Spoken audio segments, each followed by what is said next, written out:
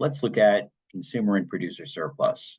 Consumer surplus is the additional benefit that you get beyond what you pay for the product.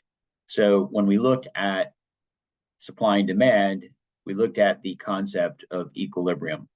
And at equilibrium, everyone that wants to buy buys, and everyone that wants to sell sells. So let's use a bottle of water as an example.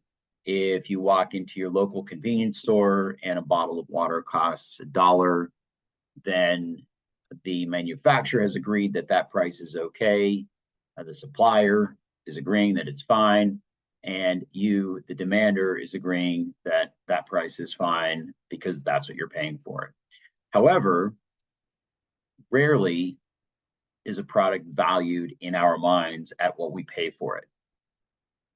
Generally, when we purchase a product, there's additional benefit that we get beyond that price. This is a really theoretical aspect, but it's also applicable. And I'll show you as I walk through consumer surplus how you are incented to buy when things go on sale.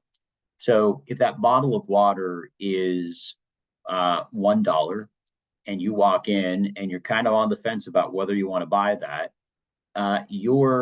the amount of consumer surplus, the amount of additional benefit or utility that you're getting is not much beyond that price at equilibrium.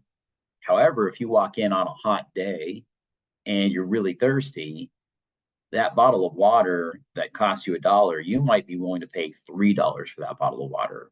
The surplus that you get, the consumer surplus that you get for that, the additional benefit, the additional value, if you could measure that value, is consumer surplus. And in reality, when we are purchasing any product, in our mind, we know, or at least we think we know, what that product is worth. And it's different for every person. For some people that don't drink water, $1 is far too much. For some people that drink 10 bottles of water per day, $1 might be fairly inexpensive. So it just depends on the individual.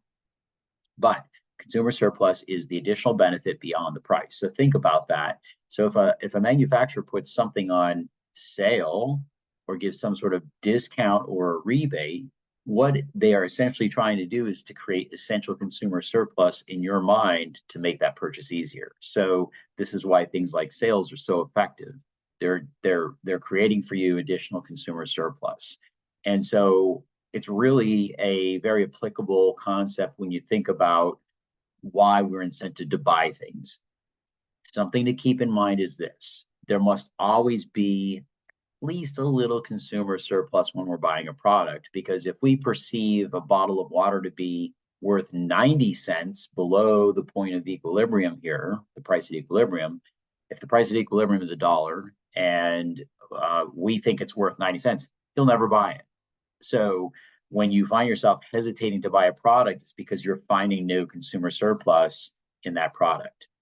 Now, at the opposite end of the spectrum, we have producer surplus. And producer surplus is essentially the benefit that a producer gets for the price at equilibrium above what it costs them to make that product, generally speaking. There are a lot of caveats to this because obviously, if you're buying a bottle of water in a convenience store, they didn't make the bottle of water. But let's just think about the manufacturer for a minute and the price at equilibrium, assuming you're buying direct from the manufacturer, to keep it simple.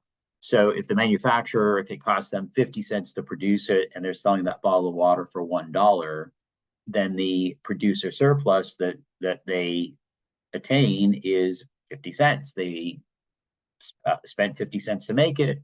They sold it for $1, they made 50 cents. Let's say a cost of an input goes up and now it's 75 cents. So that price is creeping up toward equilibrium. If it's now 75 cents for them to make that, there's a little less producer surplus.